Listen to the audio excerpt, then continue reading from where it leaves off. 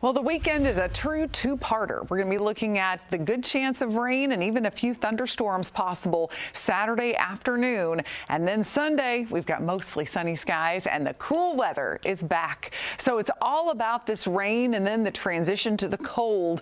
We want to start back on Future Track and show you the most impactful times here, bringing you the first alert that heavy rain will be rolling through Saturday morning. And then we get a bit of a break toward midday. And that's been the consensus. We're not going to see the heavy showers and thunderstorms until the early to mid-afternoon. This is 2 p.m. That's when they begin to fire up, and then they start to roll on out. Now, when it comes to lightning coverage, our best chance for any lightning will be mid to late afternoon as well. This is a peak at 5 p.m.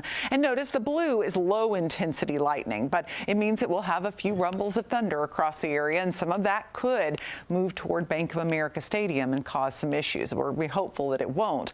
Rain totals, this is the best part of the whole thing. We need the rain. Less than half an inch, though, south of 85, but some beneficial rain for the northern upstate, 1 to 3 inches up into the mountains, far western mountains, 2 to 4 inches of rains. This is going to be a soaker for western North Carolina, again, helping with that wildfire risk. So we're glad about that, but it's just going to be a tough Saturday to get outside. Cooler Sunday, and then we keep the chilly air into next week. Keep in mind, Sunday and Monday nights, we dip below freezing for the first time in a while, and then we'll have another chance of rain by Thursday. Quick look at the mountains. We'll have that first alert weather day for the rain and storms on Saturday, but keep in mind, Friday will be soggy as well, and then Sunday and Monday, much cooler.